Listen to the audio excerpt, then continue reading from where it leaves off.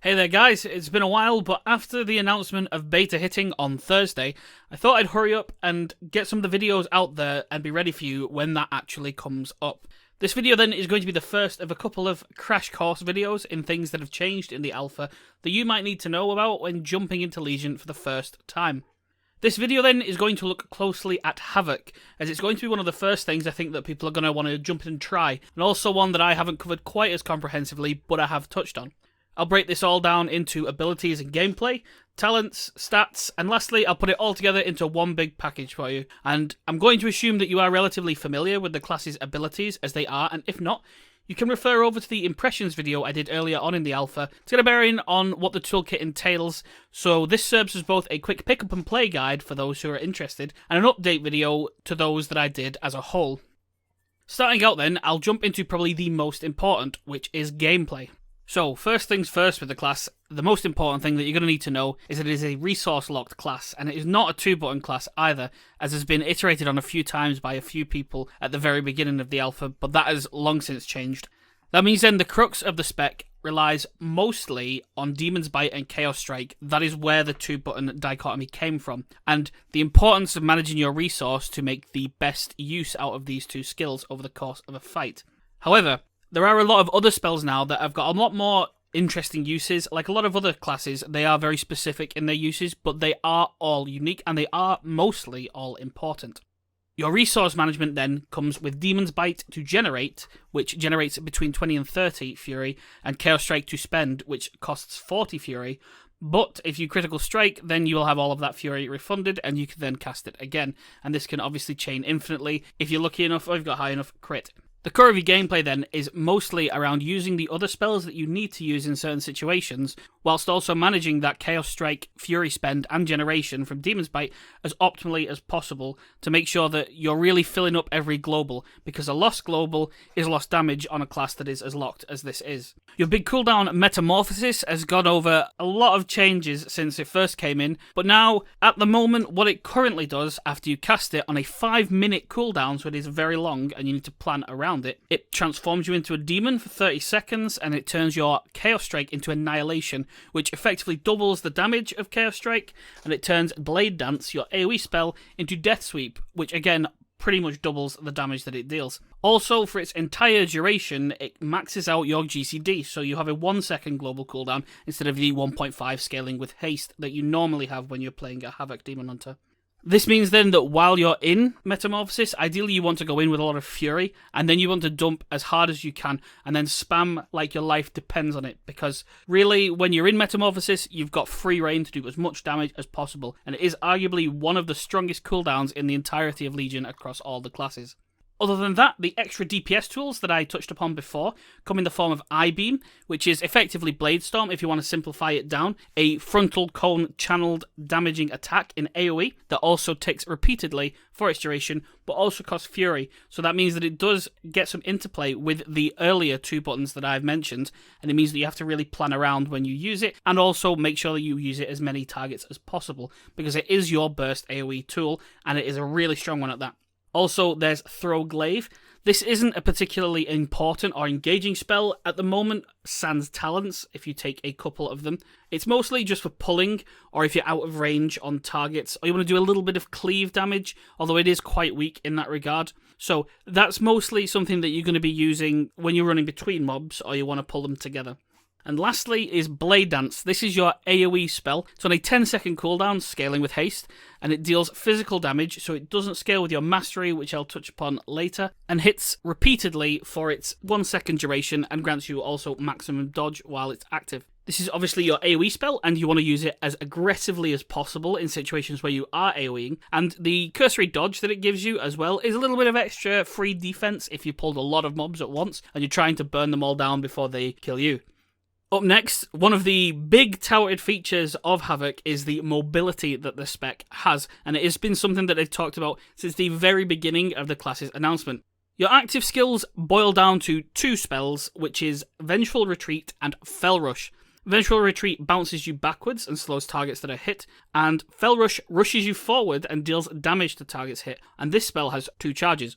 There's also double jump and glide. These are the kind of things that you will have to find ways to use. But out in the open world, it's obvious what their applications are. You don't want to die when you jump off a cliff. You then can glide down, and then you can use double jump to get to places that other people can't otherwise reach.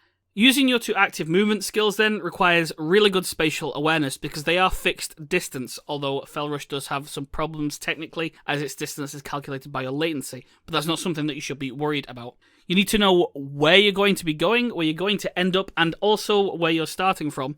And you also need to be using it, generally speaking, to get around to places that you need to get to straight away. But you also need to manage those charges so that you're never caught walking between places, because you haven't got any sprint.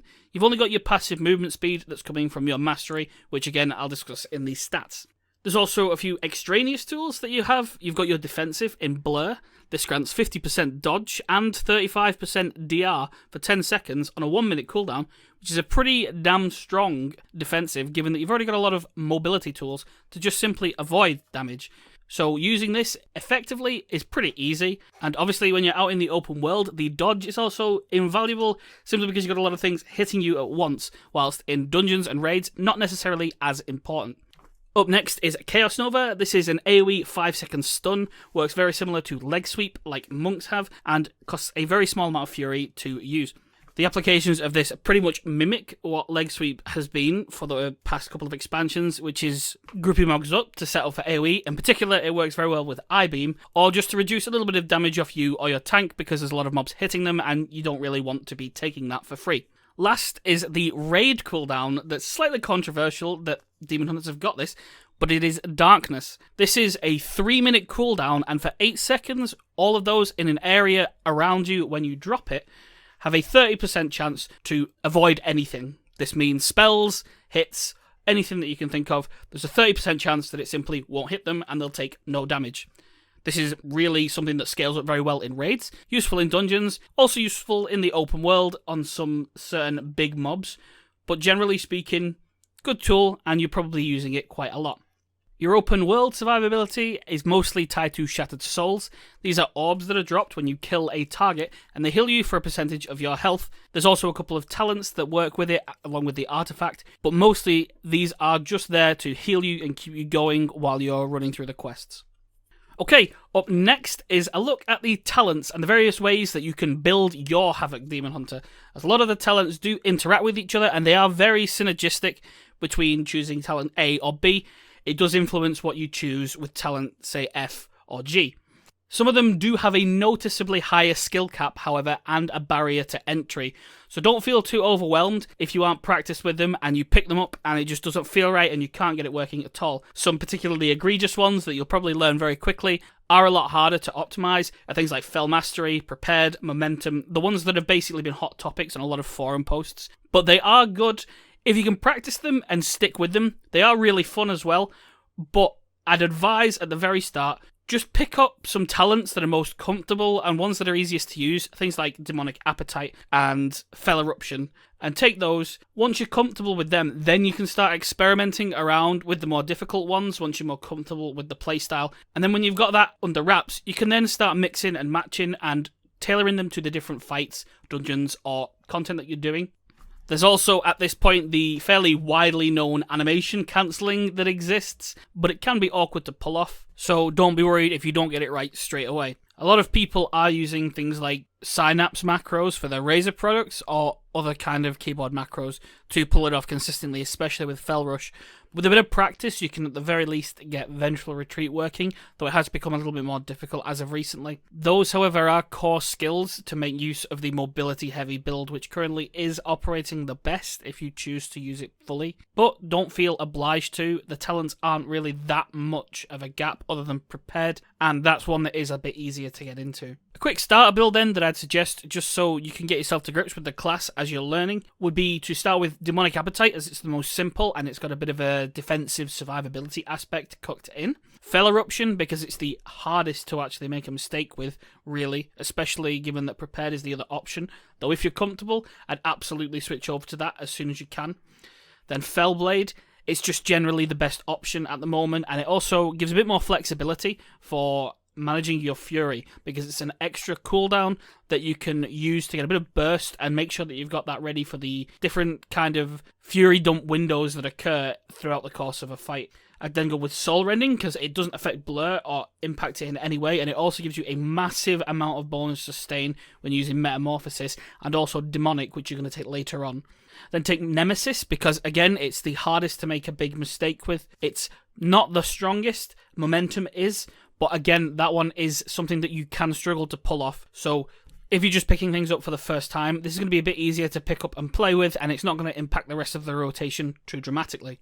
I then go with Chaos Cleave, simply because it adds a little bit of 2-target cleave, and the other 2 talents aren't massively beneficial, although this tier in general is a bit of a wash, and none of the talents are really massive standouts. On the last tier, I'd strongly recommend that you grab Demonic, because you're going to be using I-Beam anyway. Demonic plays well with Soul Rending, and it gives you a bit more access to Metamorphosis, which is cool. Gives you a bit more flexibility in your burst, and when you can actually pull the trigger on doing a lot of damage all at once. And it teaches you to get used to those short windows of dumping and pulling up that Fury ready for it, which is a core skill that really does play well into how Havoc works at the moment.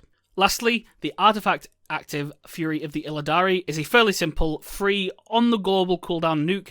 Doesn't interact with your resource, it's just a quick fire and forget burst AoE. At the moment it's not tuned fantastically, but it is something that you can use when you've got a bit of downtime or the ads are stacked up and you want to get rid of them all straight away. Next is stats. It's fairly simple for Demon Hunters. That's agility, crit, verse, mastery, and finally haste. Crit's there because it has massive scaling with Chaos Strike and Annihilation, which makes it so strong, given that a crit is also free resource and extra damage, so definitely something worth going for. Verse is so high because it has the most interaction with your general damage as it happens. Although it's not the most exciting and it will likely get tuned down a little bit, it is currently the second best stat, so it is worth taking into account. Third is Mastery. Mastery for Havoc grants you additional chaos damage, which is specifically scaling things like Chaos Strike, Annihilation, and I-Beam. And it also gives you movement speed by the same percentage increase. So it has a little bit of a mobility factor tied in as well, so that you've got that free, always constant running passive movement speed.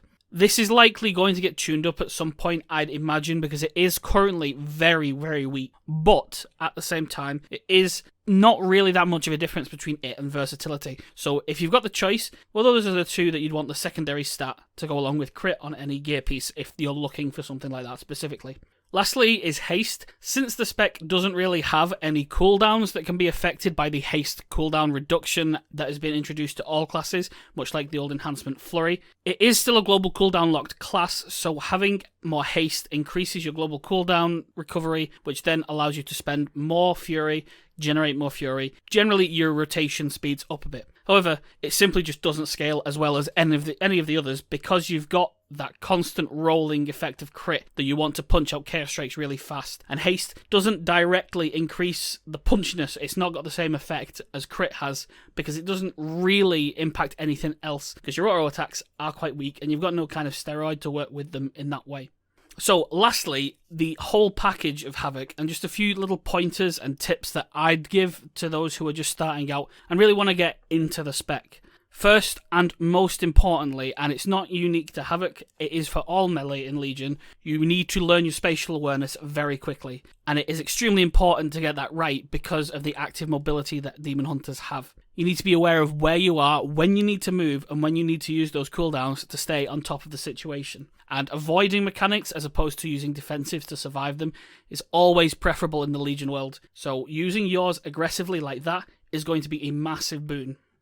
Next, you need to learn to manage your resource, and it is equally vital to get used to being global cooldown locked and play into that.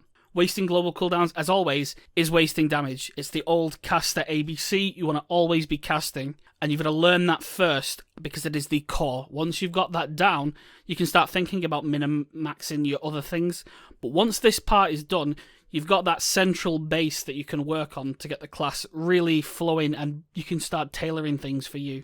Finally, you need to know and learn when to pull the trigger on cooldowns like I-Beam and Metamorphosis.